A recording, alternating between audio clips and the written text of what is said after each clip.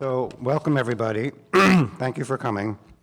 My name is Bruce Robbins. I teach here at Columbia, and I have a really bad cold, which means I hope I can use the microphone correctly and make myself heard.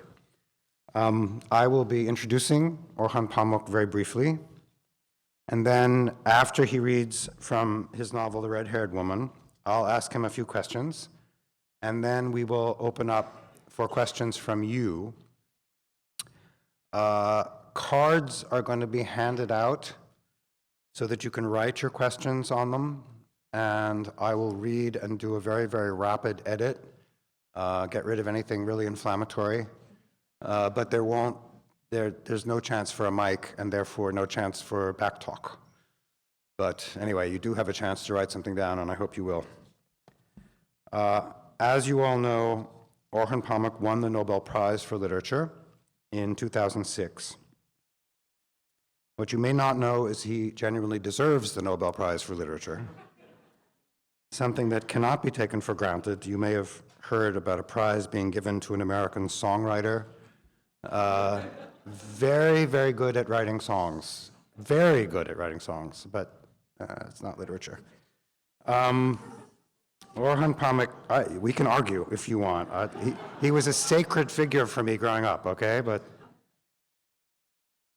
So Orhan Pamuk deserves the Nobel Prize not as a sort of unofficial ambassador to the West from Turkey, a post I'm pretty sure he never applied for, but as a great writer who happens to come from Turkey, and naturally enough, writes about the country and especially the city, Istanbul, that he comes from, knows very intimately, and loves with a dark and complicated passion.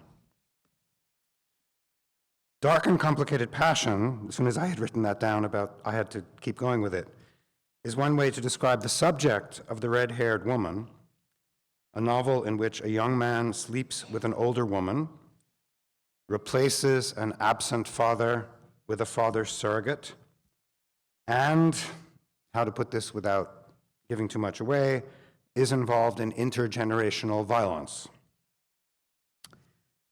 But for those of you who want to see Orhan Pamuk as a facilitator of dialogue between East and West, he has made you a kind of present in this novel. There's a reference to the Oedipus story, which is obviously relevant, but there's also reference to a Persian story of Rostam and Sohrab. In the first story, as you know, a son kills his father. In the second story, you may not know, a father kills his son. One question raised by juxtaposing the two stories is whether, emotionally speaking, it matters that one is from the East and one is from the West, or who ends up killing whom. In any event, it's no surprise that the passions are dark and complicated.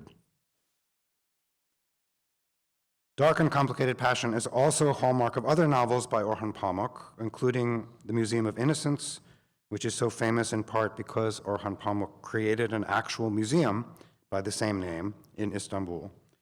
In my own view, that museum, which won an award as the best European Museum of the Year, offers the visitor so moving an experience, not because it records a man's obsessive passion for a woman, although it does, but because it also finds an embodiment in objects for Orhan Pamuk's obsessive passion for Istanbul, and especially the city's vanishing past, a subject that again finds its way into The Red-Haired Woman. Orhan Pamuk first spent time at Columbia in the late 1980s. He's been the Robert Yickfang Professor in the Humanities here since, I think, 2008. I have had the good fortune to teach with him on a number of occasions an undergraduate seminar called The Art of the Novel. I think he can be fairly accused of over-preparing for that seminar. For example, by reading Joseph Frank's multi-volume biography of Dostoevsky in order to discuss Dostoevsky's demons. He claims he read the biography only out of personal interest in another writer's life. I'm not sure I believe him. Among his own novels, we have the students read My Name is Red and Snow, which he's described as my first and last political novel. I'm also not sure that I believe him about that. Orhan Pamuk speaks about politics very knowledgeably, but also reluctantly. Reluctantly because journalists have tended to ignore what he has spent much time and effort saying about literature, trying instead to make headlines out of his remarks about politics, sometimes quite casual and off-the-cuff remarks. My sense is that he's never really wanted to be a commentator on political news, let alone to make political news. But the fact is that, reluctantly or not, he has said some very courageous things about his country's dark and complicated history, things that we Americans ought to be inspired by in facing up to our own country's dark and complicated history. Those of you who are here seeking helpful advice on how to win a Nobel Prize, and I know that you're out there, should know something about Orhan Pamuk's work habits. He gets up early, and he works very hard. I happen to know, for example, that in order to feel confident about putting the story of Oedipus into The Red-Haired Woman, he felt he had to see what Thebes, Oedipus's birthplace, looks like today. Not much to see, but such as it is, he saw it. I could keep you here spellbound with a lengthy list of Orhan Pamuk's publications, fiction and nonfiction, and his awards and honorary degrees. They're very long lists. The Red-Haired Woman has already won the 2017 Lampedusa Prize, but I think I have said enough. Please join me in welcoming Orhan Pamuk.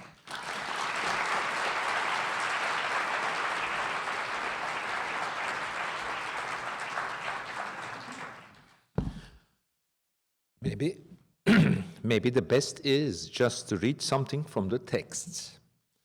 So I'm going to read something from the Red-Haired Woman, but since it's not the opening pages, it's not the first page, so I have to tell you who's talking here. We are in mid-1980s. Teenage male voice, a person, our protagonist. He is 16 years old, and he is also attending an orchard, paying attention that nothing is stolen, that the crows would not eat the cherry, so forth and so on. We are in 1985, a high school student during the summer holiday is telling this. In the garden next to the orchard, a well was being dug. I would go over sometimes to watch the well digger work with his spade and pickaxe while two apprentices lifted and removed the earth their master had dug out. The apprentices cranked the two handles attached to a wooden windlass, which creaked pleasantly as they hauled up bucketfuls of dirt and tipped them over into a handcart. The younger one, who was about my age, would go off to unload the handcart as the older, taller apprentice would yell, "Here it comes," sending the bucket back down to the well digger. During the day, the well digger rarely emerged. The first time I saw him, he was on his lunch break having a cigarette. He was tall, slender, and handsome, like my father. But unlike my naturally calm and cheerful father, the well digger was irascible. He frequently scolded his apprentices. I thought it might embarrass them to be seen getting told off, so I steered clear of the well when the master was out. One day in mid-June, I heard the sounds of joyful shouting and gunshots coming from their direction and went to take a look. Water had sprung from the well, and upon hearing the good news, the owner of the plot, a man from Rize, had come over to celebrate, gleefully firing his gun into the sky. There was an alluring smell of gunpowder in the air. As was customary, the landowner distributed tips and gifts to the well digger and his apprentices. The well would allow him to realize the various construction projects he had planned for his land. The city's water network had yet to reach the outskirts of Gebze. I've never heard the master shouting at his apprentices in the days that followed. Bags of cement and some iron rods arrived on a horse-drawn cart one afternoon, and the master well digger set about lining the well with concrete before covering it with a metal lid. I spent a lot more time with the crew now that they were in such a good mood. One day, I walked over the well thinking there was no one there. Master Mahmud appeared from among the cherry and olive trees, holding apart from the electric motor he'd installed to power the pump. "You seem curious about this work, young man." I thought of those people in Jules Verne's novel who went in one end of the world and came out the other side. "I'm going to dig another well on the outskirts of Küçükçekmece. These two boys are leaving me. Shall I take you along instead?" Seeing that I was hesitant, he explained that if he did his job right, a well digger's apprentice could earn 4 times as much as an orchard watchman. We'd be done in 10 days, and I'd be home in no time. Now, every time I read this, I thought about me a little bit of an imitating the female voice. "I will never allow it," said my mother when I got home that evening. "You will not be a well digger. You're going to university."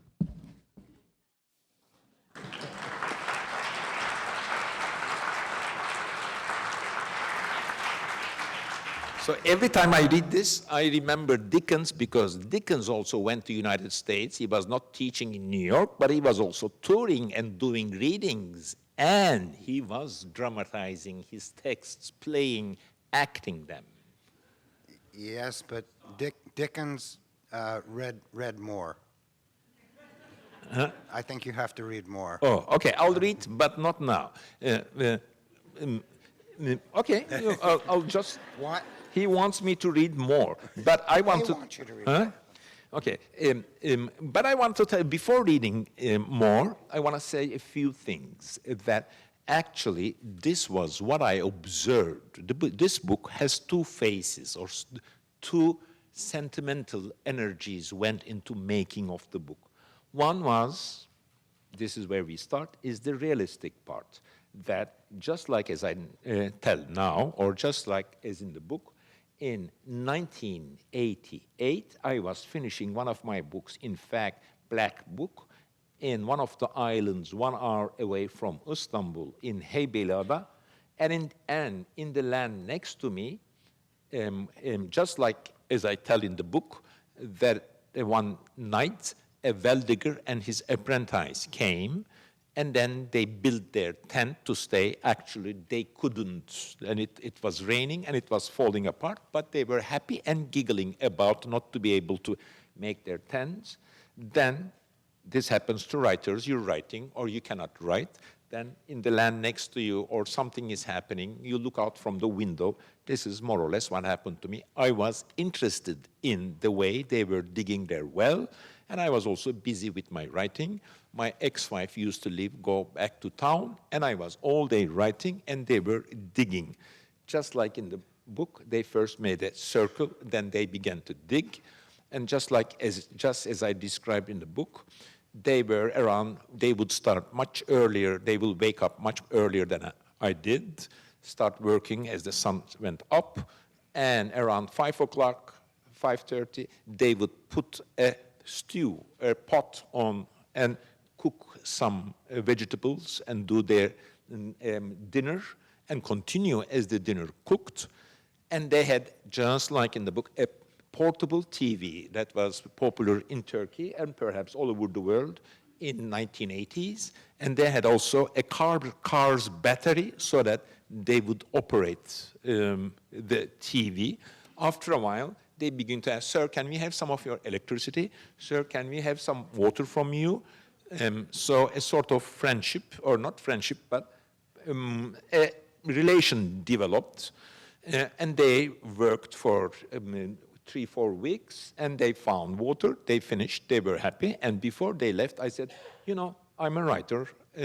Can we do an interview?" The guy didn't ask which newspaper, what do you write. He was, "Okay, let's do an interview." And he more or less told me this story, not the complete story, but he, "You know, I'm a writer, tell me stories." And he said, "Oh, once upon a time in the west part of Istanbul," which was not Istanbul then, I dig and dig and dig land, and the water couldn't find water. So that stayed with me, but that was not enough to write a novel, a story. But I like what was memorable for me about them was that during the day, as they worked, and as I wrote here, the master, Weldiger, was scolding, shouting in an angry way, intimidating, if you ask me, crushing the boy too much.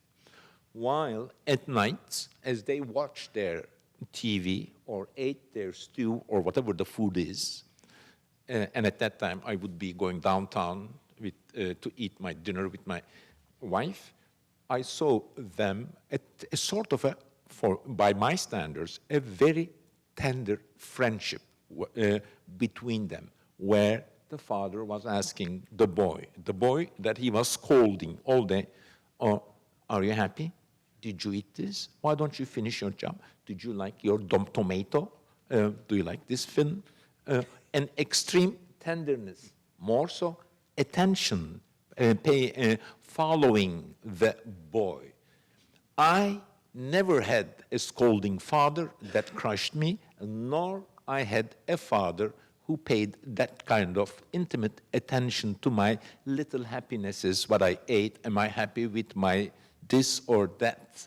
My father was, in a way, never scolded me, was not a Freudian father, nor was he that compassionate person because he was busy with other things. He was not around. I'm not accusing him. This is not my tone here, is not a tone of complaint. So the fatherness of the Weldiger, or whether he is a Freudian father or not, or also the compassion that the father showed to son, or even from the beginning, motivated an idea of associating the Weldiger and his disciple, make them a sort of a father and son. Then I thought about this story many years, but why don't I read more, maybe, because Bruce wants me to read.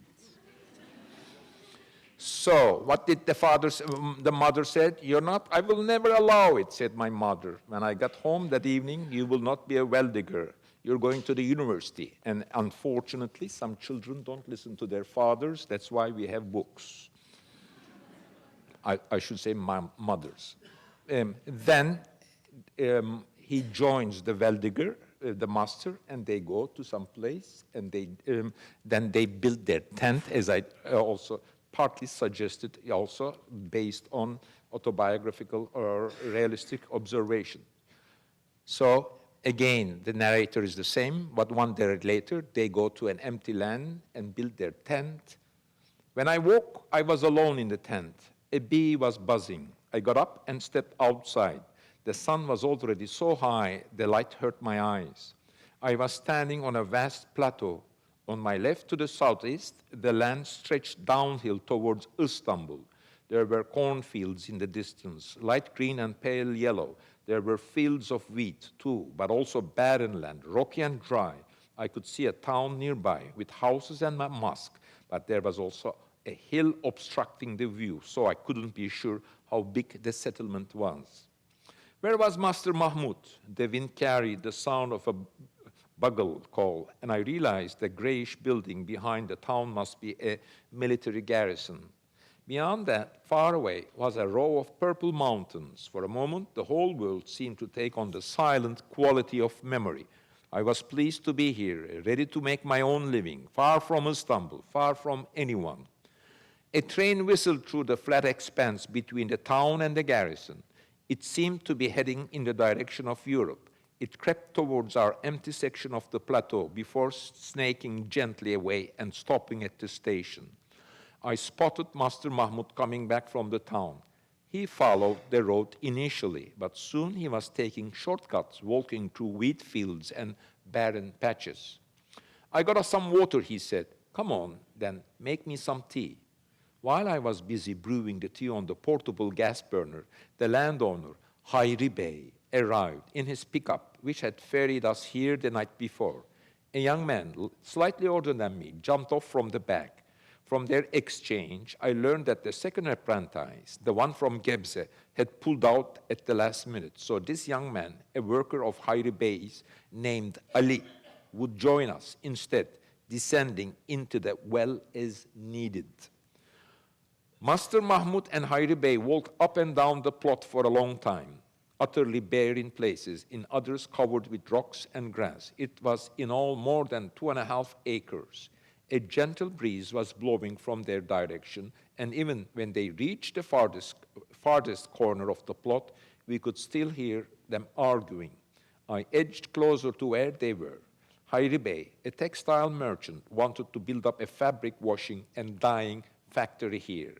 There was much demand for these services from the big exporters of ready-to-wear clothing, but the process required large amounts of water. This land, which had neither water nor an electric supply, had cost Hayri Bey almost nothing. If we managed to find water, he would reward us handsomely. His politician friends would arrange for power lines to be brought in. Hayri Bey would then build a modern factory complex. He'd already shown us the plans, with dye works, washing rooms, warehouses, a smart office building, and even a cafeteria. Master Mahmud followed Hayri Bey's aspirations with sympathy and interest, but in truth, like me, he was mostly focused on the gifts and the money that had been promised us if we found water. May God be with you. May his strength flow through your arms and his sight open your eyes, said Hayri Bey, like an Ottoman general sending his troops off on some heroic mission. As the pickup drove out of sight, he leaned out of the window and waved at us. The night Master Mahmud's snoring kept me up, so I lay my head down outside the tent. I couldn't see the lights of the town. The sky was dark blue, but the glow of the stars seemed to turn the universe a golden hue. And here we were, perched on a colossal orange, suspended in space, trying to fall asleep in the darkness.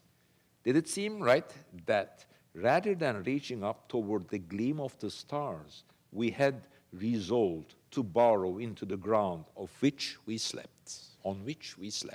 Yes. Thank you. Translated by Ekin Oklap. We are also grateful to her.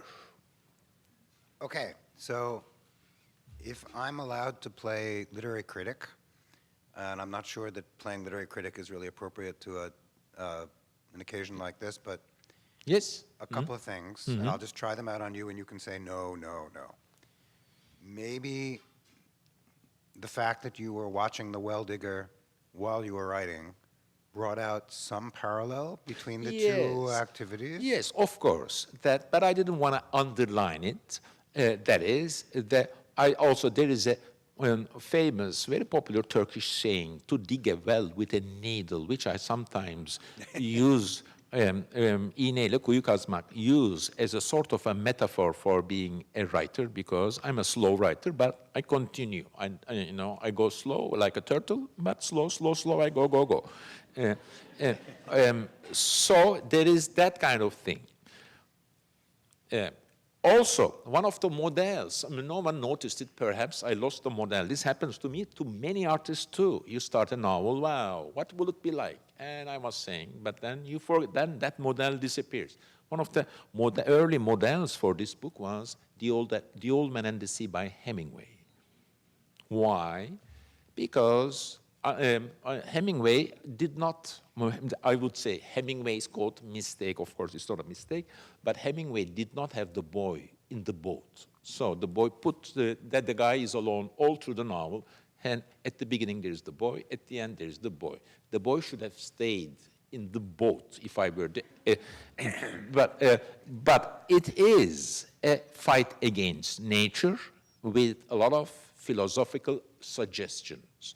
But when Hemingway published the book, The Old Man and the Sea, they all attacked him saying, oh, you're the old man, and the sea, and the shark is writing. Is that so? Something like that. And I knew that out partly, that this book will also legitimately pave way to the question, Orhan is finding the water, as you have asked, also writing partly true, partly not. So we're not going to tell them whether he finds water or not. That's important. No, we Okay. can. No. Maybe I'll tell. No, please. Okay, but I'll tell them something about when we taught together Anna Karenina. We had these fights in the class. Okay, I won't tell. I'm going to keep playing literary critic, and I guess this is what I'm going to get back. So I'm still thinking about the power of the sight of the well digger, right, out the window while you were working.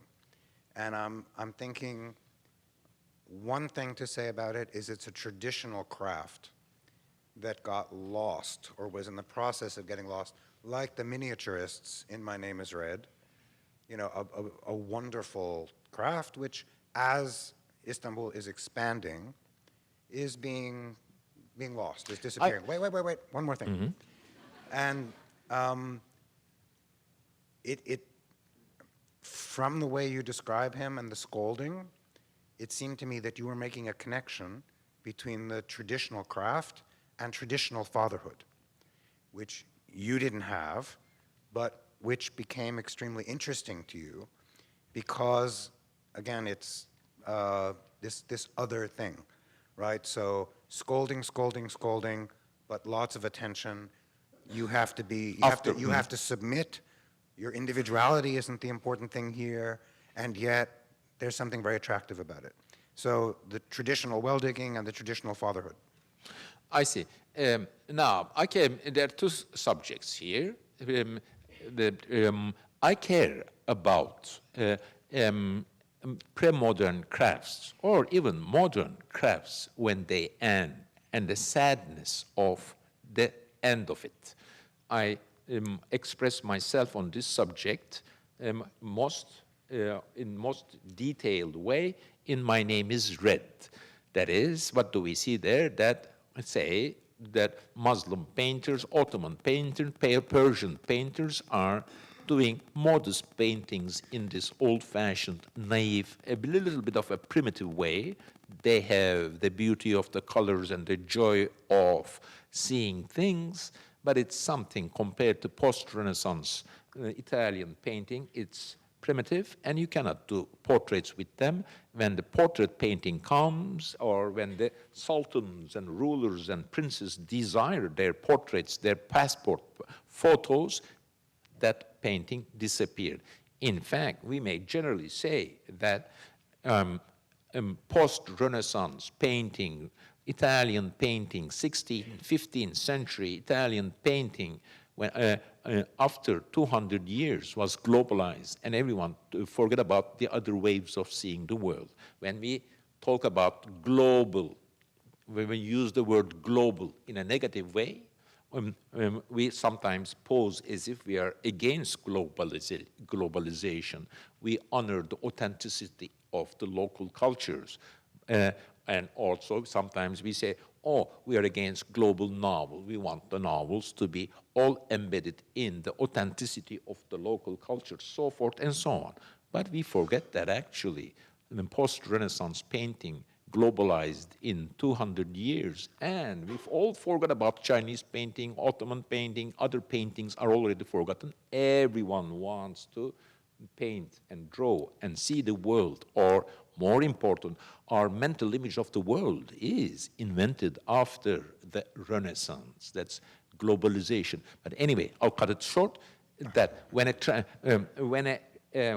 a craft ends, I'd like to pay attention. But here, the ending of old job of digging wells was not that sad, because well diggers were actually construction workers who would do things with wood, and they can continue. But in my part of the world, all over the world, especially in Mediterranean world, or where where rivers and lakes and water is not easy to find, water lies at the heart of any civilization, and it was only found in Middle East through wells. In my childhood, wells were important. I remember our summer house in which there was a well, and I remember my grandmother shouting from the balcony, "Children, don't get close, Claire Rocket," because it's dangerous. Also, once you find the water, then it is like finding some treasure, because suddenly the price of the thing and civilization comes. You can leave that place. You can build a house there. Even if there's no electricity, you will have some basic services that the government or municipality should give you. In especially 60s and 70s, when there was immense immigration to Istanbul from rural Anatolia, and when the municipalities and government could not supply water to these immigrants, well diggers had a lot of success, made a lot of wells. You can only find water through a well. And when I decided to write this story, some 25 years after I saw the master well digger and his disciple, then I found the old well diggers and interviewed them, and they were so happy about the 1970s and 80s when they were digging so many wells. There were well diggers who were simultaneously managing 6 or 7 wells at the same time, going from well to well and making a lot of money. But in mid-80s, they found what they call artesian machines developed, and then these trucks which carry them would come. The work they did in 3 weeks would be done in 3 hours, and they will find the water, and it suddenly disappeared. Also around that time, as I wrote in the book, there was a military coup, and the dynamite, and these guys were always using dynamite, was banned, and it was made hard to find. Dynamite was hard to find. That also was blocked, the well diggers, and that craft disappeared. Okay, let me try to get back to fathers and sons. Not, this is not meant as a criticism. It's a fascinating novel from the point of view of relations between fathers and sons, and a rivalry, as in the 2 big stories that you refer to, which is unintended, right? In other words, unintended. Oedipus doesn't want to kill his father and sleep with his mother. Yes. And in the same sense, in the Sohrab and Rustam story, the rivalry is not intended. I went to an American high school in Istanbul. Maybe this is what you're asking. Or let me hear the question. I haven't gotten there yet, but go ahead. And then I have read, they made us read in American Robert College High School in 1968 in Istanbul, Oedipus Rex, as classic, right? And then it is a memorable book, as we all know, but I read Rustam and Suhrab by Firdevsi with a during a self-imposed reading classics of, let's say, Sufi literature or Islamic literature. And I decided to read Firdevsi, and I'm reading, oh my God, this is Oedipus. Rustam and Suhrab story is almost a mirror image of Oedipus story. The most defining elemental things that made the stories almost mirror image of each other is that they both don't want to kill their son or the father.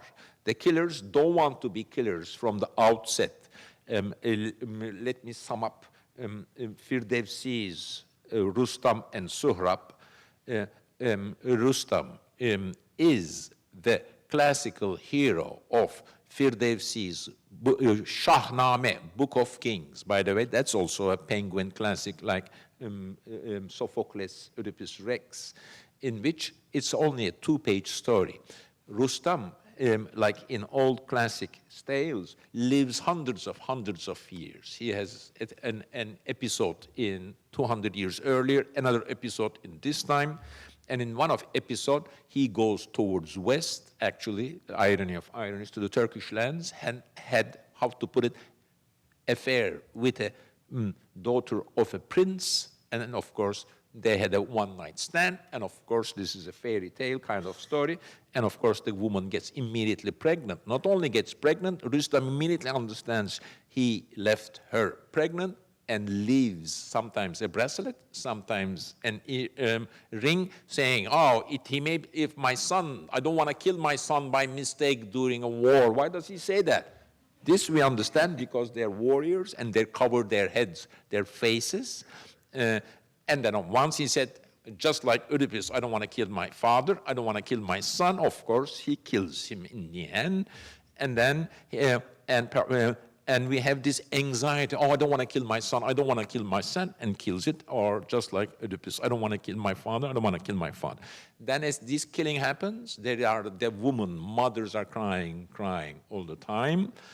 And in both cases, especially in modern adaptation of Sophocles' Oedipus, that we are doing something that perhaps Sophocles didn't want. When in the end, in Sophocles' play, Oedipus blinds himself, the intention of Sophocles or the audience, the reading of the play was more or less, we are happy that he is punished because actually the play is about God and the worlds or characters believe in God's verdict about you. The oracle tells Oedipus that you're gonna do these bad things, kill your father and also marry your mother.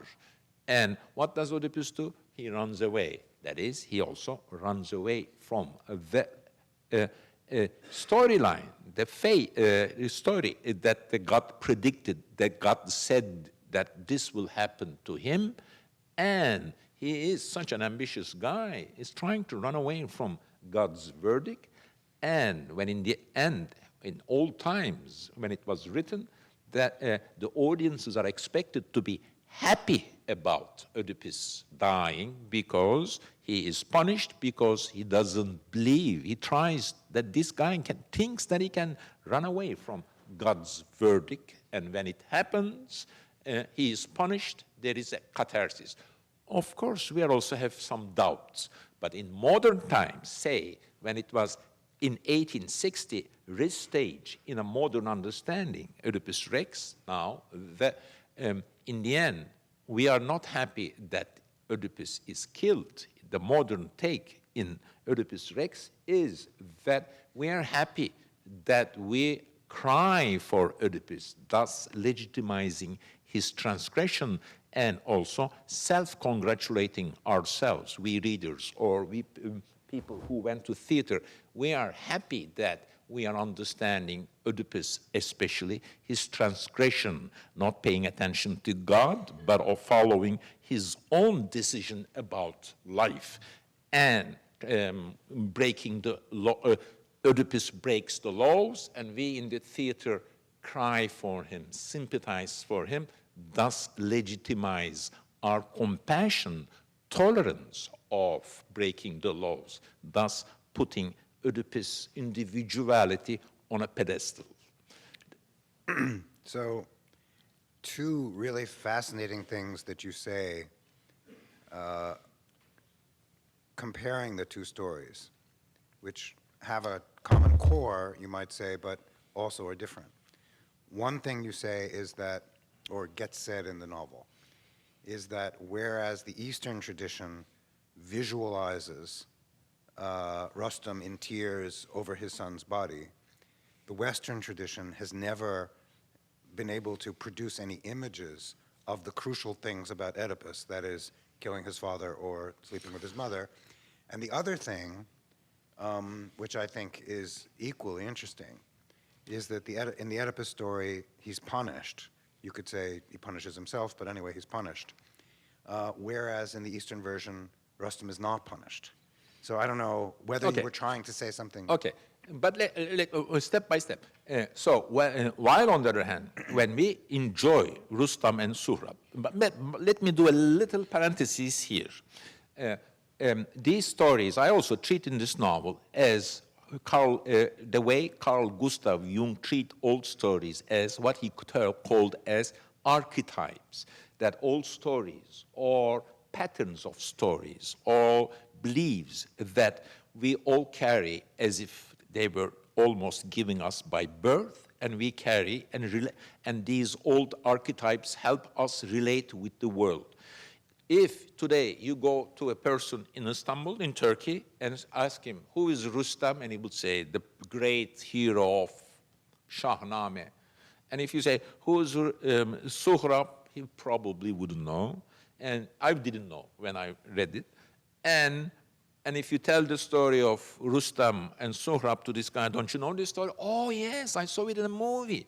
Because these stories are adapted and adapted many, many times. If you go to Google and write Rustam and Suhrab, there will be a lot of Central Asian films, Persian films.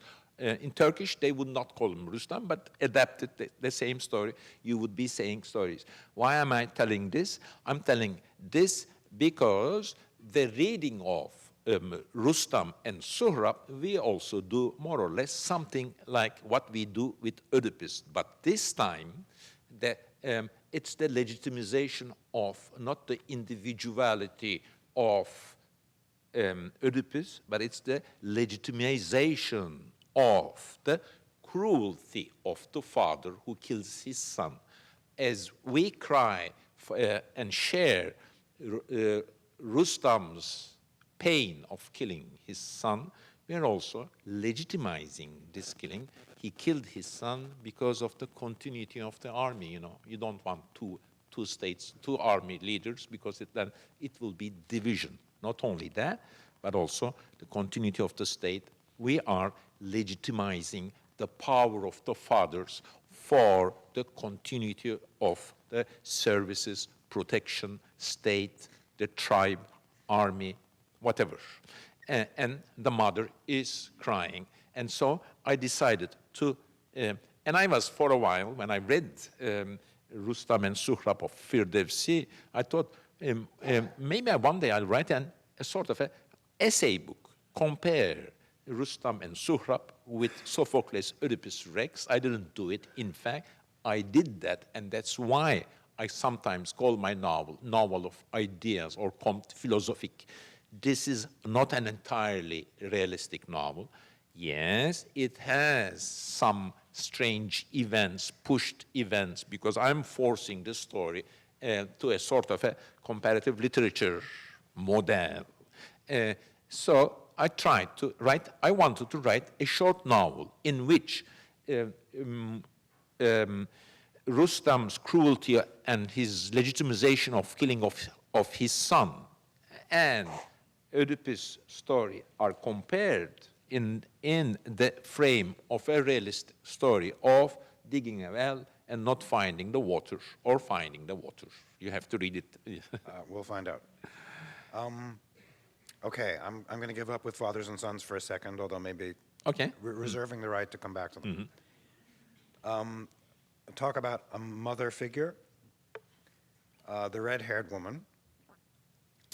To my mind, a particularly interesting and rich and well-developed character, but the intention to give her an extra importance seems to me there in a reference to James Joyce's Ulysses.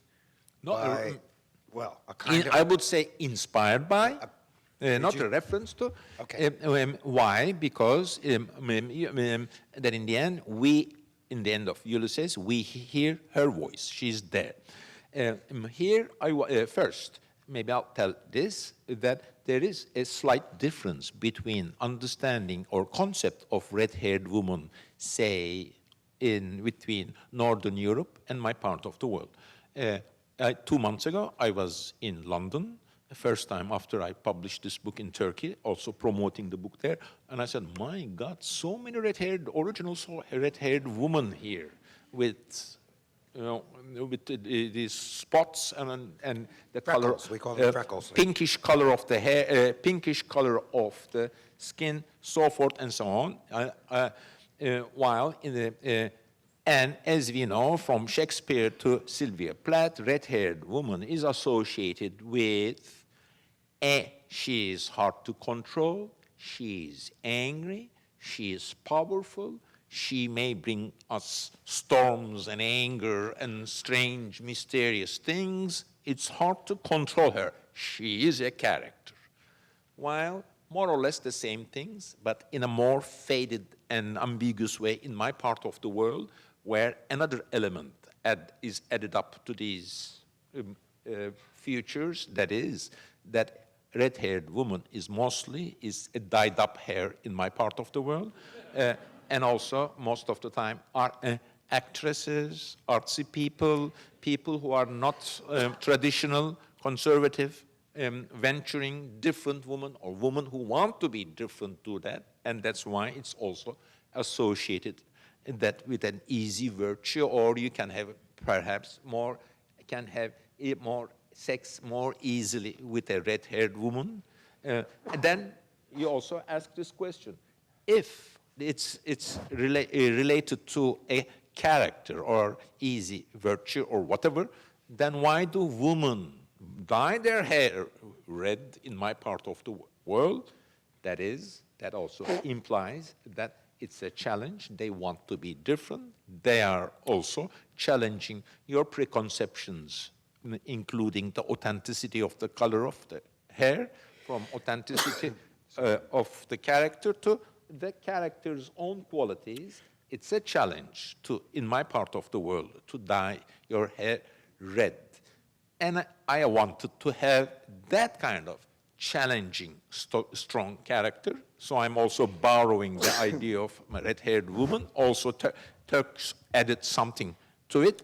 And I also wanted to see both Sophocles' story, Oedipus Rex story, and Rustam and Sohrab through the eyes of the woman who, in both stories, are crying at the back, crying. So I wanted her take to tell the story again through her voice and make the story new and honor and add one final twist to the story through her take. In a way, my red-haired woman takes both Sophocles' story and Firdevsi's story, pulls it inside out, and contributes something to it.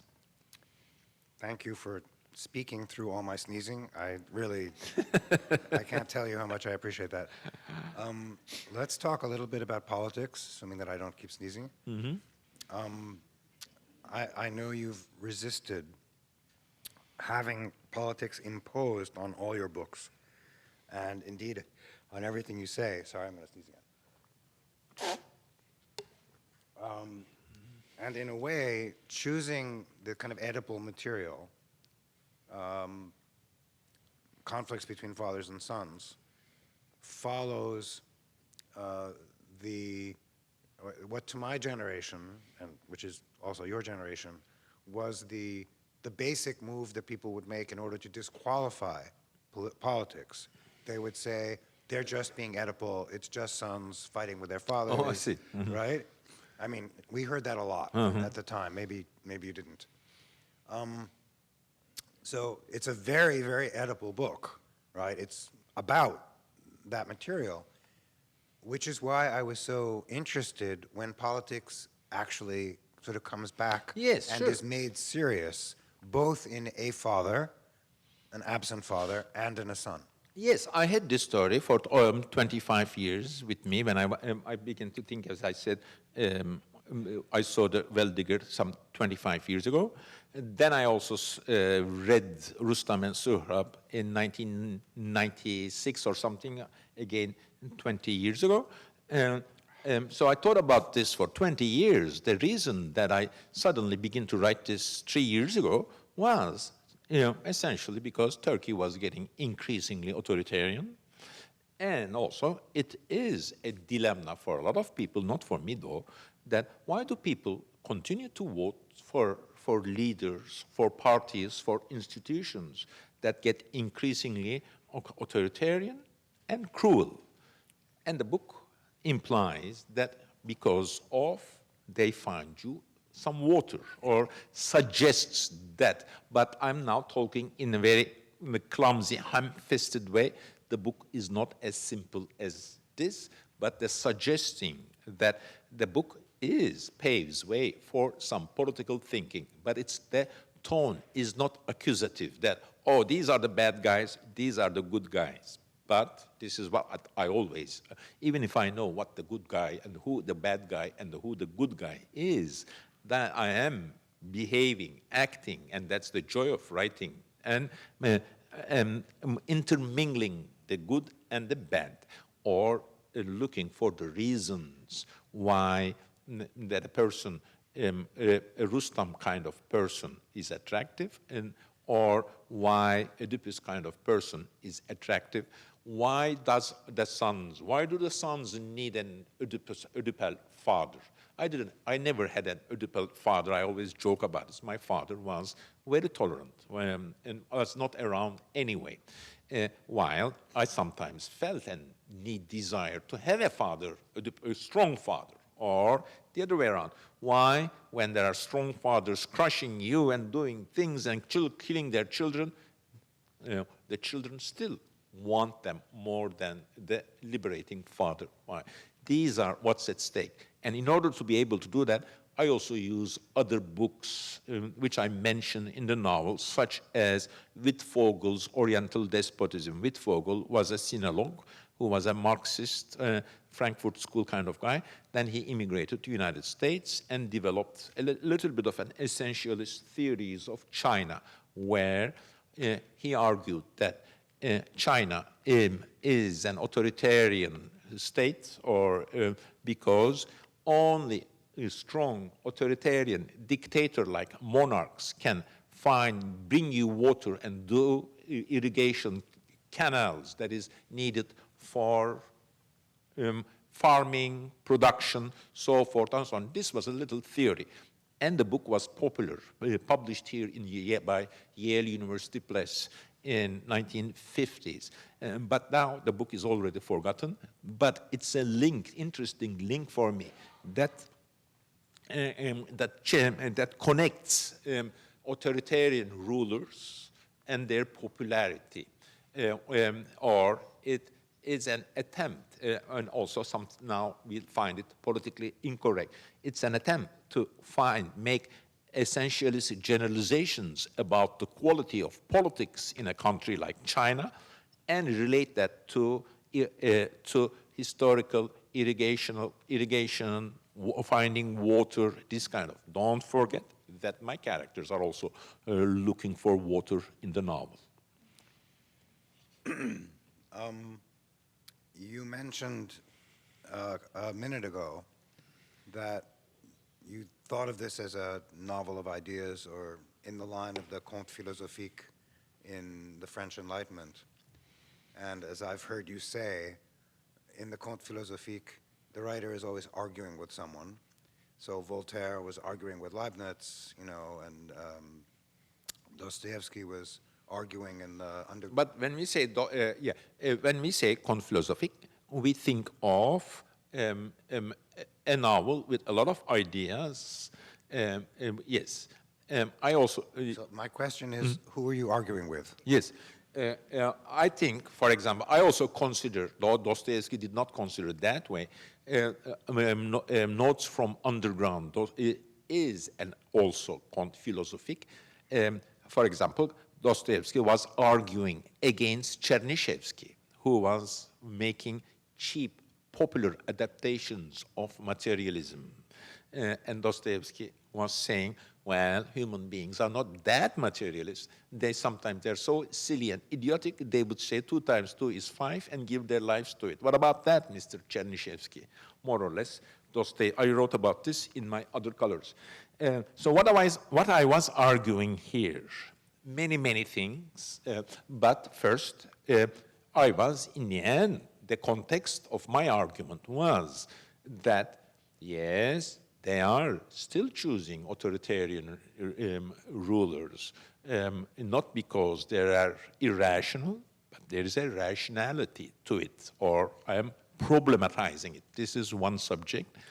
Second, I also of course, enjoy when I want to make a comparison between Sophocles' Oedipus Rex and Firdevsi's Rustam and Suhrab.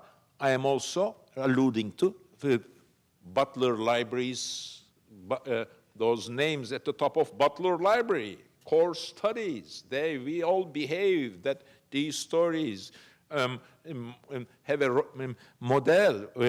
We put these names up there thinking that they represent the whole world. Or universality of Freud's ideas, right? I'm sorry, you're trying to tell us that we're not universal. But don't shout Seriously? that much. Yeah. We are not universal, but don't be disappointed by it. Okay. My challenge is not that strong.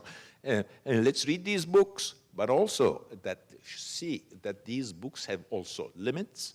In the end, Turkey is sandwiched between, these myths. One is one of the greatest big books of Persian culture. If you go to Persians, what's your greatest book? And they'll say Shahnameh. And more or less, Butler libraries at least are saying that one of the greatest books of Greek culture is Sophocles, which is at the top of. So Turkey is sandwiched in between. On the east of Turkey, there's Iran, and the west of Turkey, there's Persia. I'm also arguing that these stories are so close by, and these are good to think about our foundations of our lives, of our civilizations through literature. That is what I'm also arguing about. Let's not focus on latest political developments. My book is political, but you don't understand the latest political developments with the other political developments. Perhaps if you read them in a literary fashion and compare them with literary things, you would understand more, my book perhaps is saying. Okay, I'm going to try to make a segue. I hope that these cards are being filled out, so there will be some audience questions in a second. Otherwise, I'm going to run out of questions of my own. So my segue is from your reference to the Columbia Core curriculum and its interest in myth, right, to, in a way, the craft of novel writing. So there's a character at a certain point who says, life follows myth. And it seems to me so clever that you put two myths in there so you don't know which myth is going to get followed. Yes, in the end, yes. There is a thriller side, the detective story side, what will happen. We read all novels, what will happen, and always trying to understand what's the center of the story. Why did this guy write this story? And try to see what's at the center.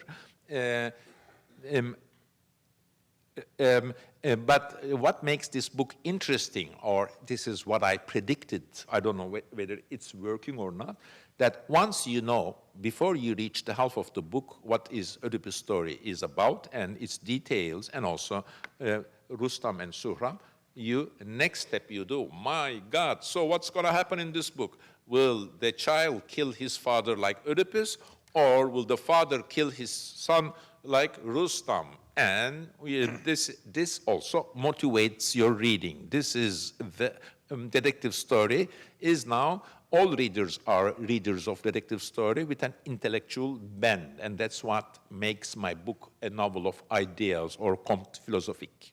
Well, one of the things that, because there are a lot of ideas here. So, so some of the questions came here. Okay. Whoa. I'm just going to start with the first one, no editing. Okay. This is pretty interesting. What is the hardest part of writing a novel for you? Oh, the hardest part is perhaps, also joyful part is writing the first sentence. But with that, I mean a lot of things. That once you decide about the first sentence, or you also make a decision about the tone. Also, you may have the story of the book, but you have to chapter it. You have to boil it down to one sentence so that you start writing it. but it's so hard to write that sentence, but it's also such a challenge to write that sentence that once I do that sentence, the second sentence always comes from the first sentence, then the third sentence follows, so forth and so on. It's always the first sentence. Then later, you may get lost, you may confuse, the writer may not have strong ideas. But let's see, what's the second question? Well, the second one is a version of the first one. So this is about the process of structuring the novel. Oh. Basically, it's that. Okay, that's the fun part. That's not hard to do. I have the story. I want to write this novel. I carry it in my head for many, many years. Then more or less the story develops. I take notes, and then I begin to chapter. This will be in the first chapter. Then I take notes. Then I add notes. I know there will be 15 chapters or this chapter, that chapter. And when an idea comes, then I put them just like in a drawers. It will be in this chapter. It will be in that chapter. After a while, there's so much in that chapter. Then you write that chapter. You actually wrote very short chapters in this book, which Yes. I thought was very cool. Yeah, actually, Sorry, what is it's the... not here. Actually, one of the things that I forgot to tell you, that I wrote this novel with a self-imposed desire to write a short novel. By my standards, this is a very short novel. And in the Turkish original is 200 pages. My books are 450 pages averaging. So I was successful in writing a short novel. But I don't know. Okay, those of us, no voice. Those of us reading your books in translation, what are we missing?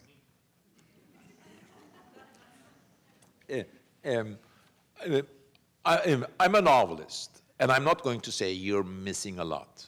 Being a novelist means that you're missing something, yes, but it's worth reading Dostoevsky. We're talking about him. We all read it, maybe besides one or two people here who speak Russian and enjoy reading Russian.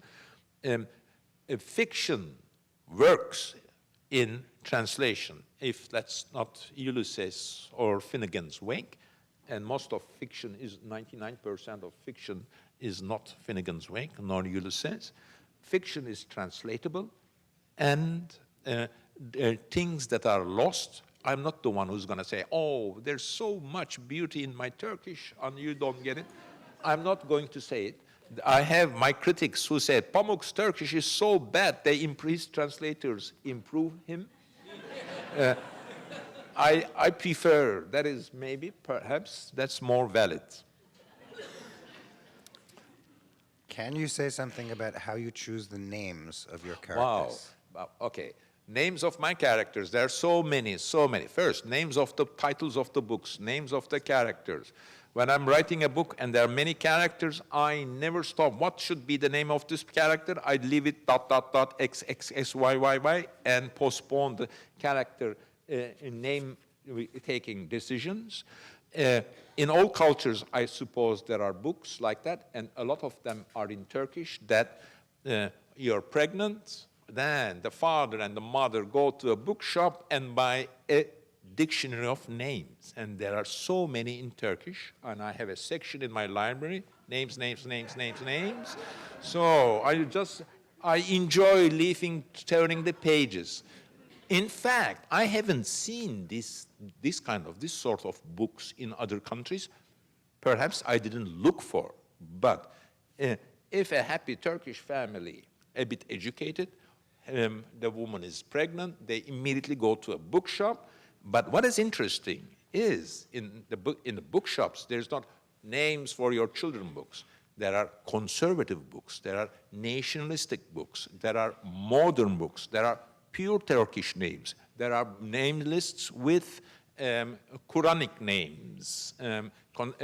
It is also very interesting to see that when the nation decides about its names, that some of the names are not in this book, some of the names are not in this book. We got some really good ones here. Yes, let's hope we answer have all enough of them. time. So, what are your thoughts on the woman in the red dress, which became the symbol of the 2013 Taksim Square Gezi Park protests?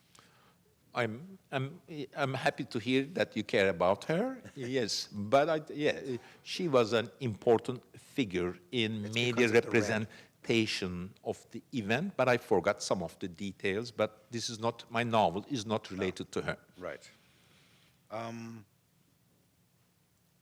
Should a writer be the recorder of his time or her time, or should he or she transcend that time?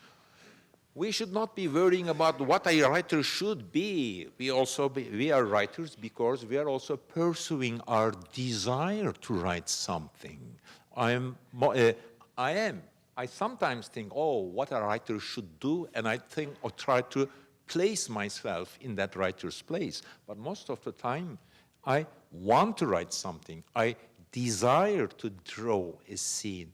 I want to do this. The desire to write, represent, go into details of, explore a situation, and an urge to do things is also important in writing as much as what should be done, what is the ethical, what is the moral obligation, morality of the subject. Schiller admired Goethe and called him naive, and when he said this, Schiller was jealous in a way because Goethe was writing as if the words came to him through God, did not care about what should I do, what shall I do, how to represent. He was in a way cruel, heartless, not paying enough, or according to Schiller, not as much as Schiller's attention to consequences of what a writer should do.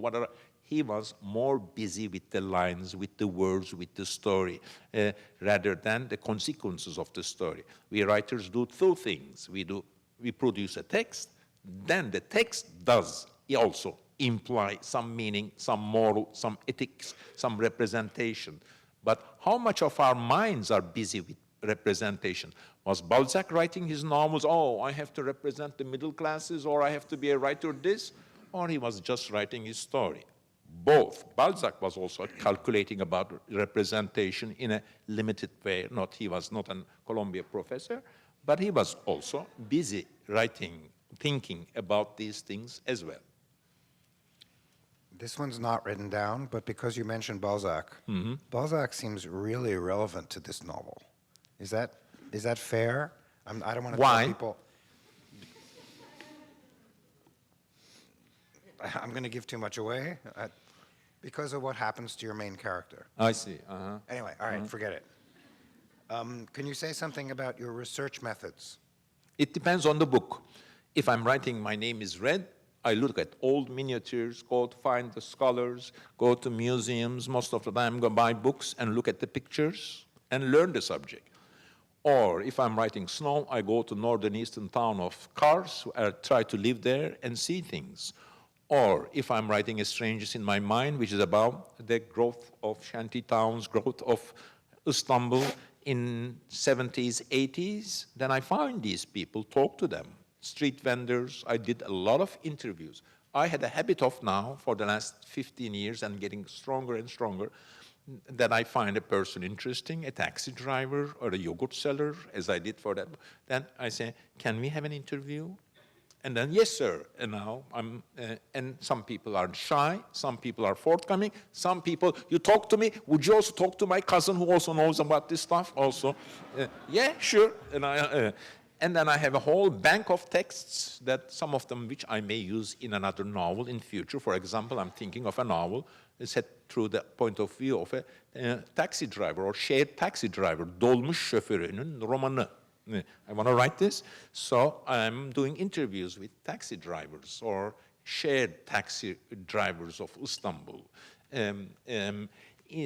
This is actually something all our writers do. It's called research, and it's normal.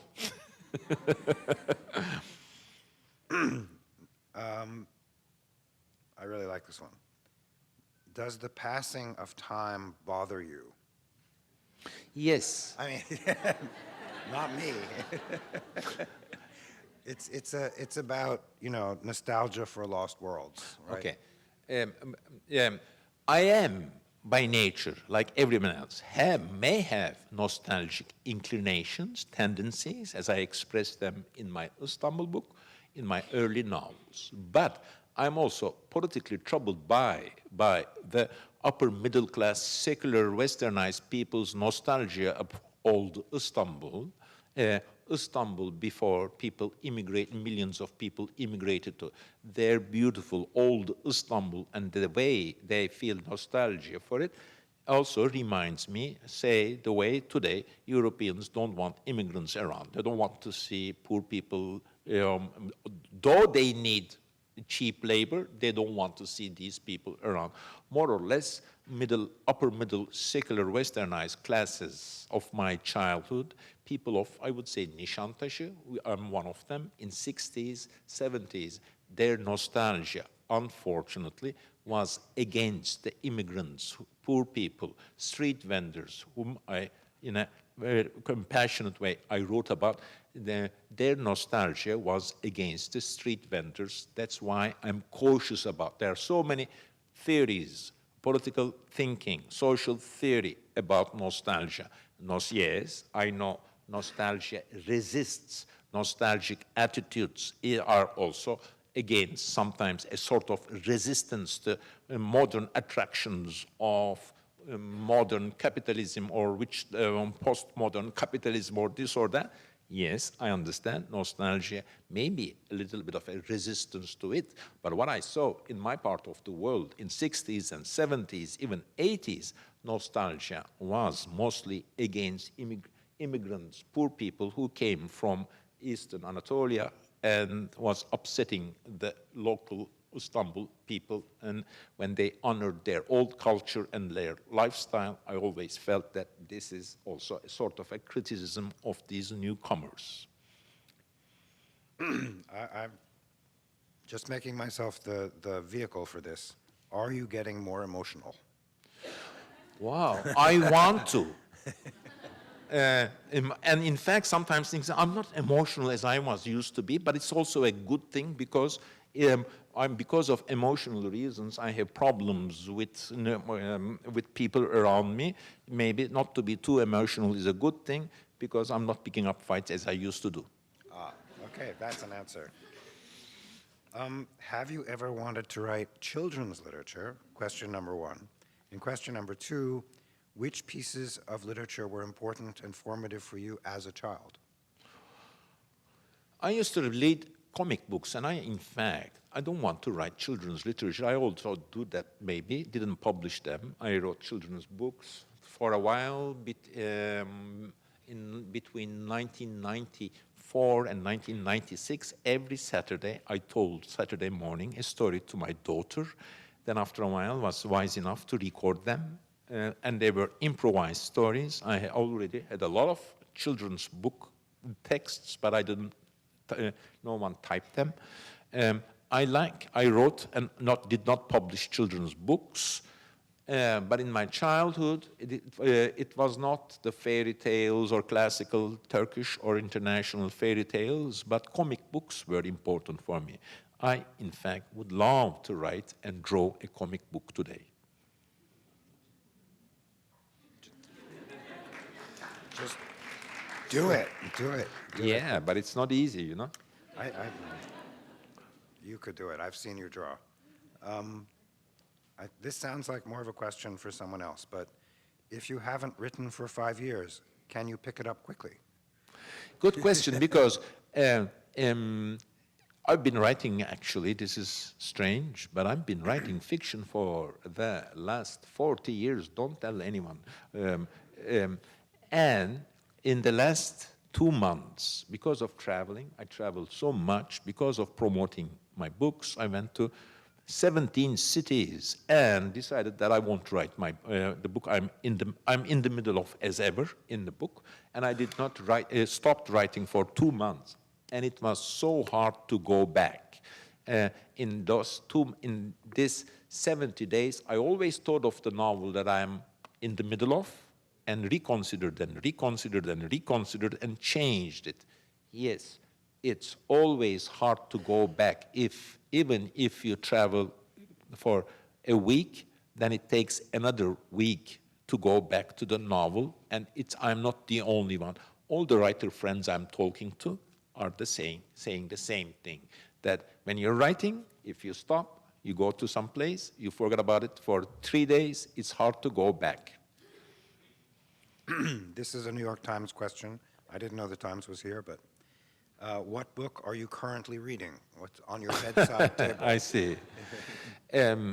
I am George Saunders. Lincoln at Bardo is a great book. I enjoy reading that. It just won the Booker Prize. Maybe we finish. Last question. Okay. This is the last question. I think it's a good one. What makes Turkey beautiful to you? Wow, what makes Turkey beautiful? Well, first, it's like your family. It's like your home. That maybe it's not a realistic observation, but it always feels beautiful. You want to return back to it. You always fight with it, but you want to. You think you belong to it. That what makes it beautiful is that you just want to return it and try not to see its hardest parts, perhaps. I lived there all my life. That's what I know. That's what it makes me beautiful. This is the place that I know better than any place else. That's what makes it beautiful. I have a little theory of art. In fact, I developed this when I was writing My Name is Red. For a while, when I was writing My Name is Red, I used to go to Metropolitan just to look at the miniatures there, especially Shah Tahmasp period. There are leaves of folios of Shah Tahmasp Shahnameh. There I used to go and force myself to like it. Because in the second floor of Metropolitan, 2 minutes away from Van Gogh's and Monet's and Gauguin's, there is the Islamic section, really only 1.5 minutes of walking. And one is so colorful, luminous, makes you so happy, so joy to eyes, that Van Gogh or post-Renaissance European painting, while these little miniatures, dark, hard to see, the details you have to sit down, it makes your eyes even bleed. And for quite a long time, self-imposed cultural nationalism in a way. I enforced myself in mid-1980s to like these miniatures, And I went there and went there and went there. And after a while, I began to like them. But then I developed a sort of a theory of liking painting or going into museums. In a way, when you go and look at a picture all the time, after a while, you begin to like the picture because you have now precipitated or combined a sort of a personal relationship. You begin to like not the painting, but your desire to like that painting, your patience about that painting. And your desire to like that painting also turns out to be part of the representation of that painting in your head. Also, I like Turkey also because of my desire to like that place, because of that time that I gave to that place, because of how much time I gave to understand it, belong to it, be part of it, also struggling, fighting with it, criticizing with it all the time. Also looking at the painting and say, well, actually Van Goghs are better, but you still are busy to go there because everyone knows Van Gogh. This one no one knows, and you may do something new with it. Okay, I think we can thank him.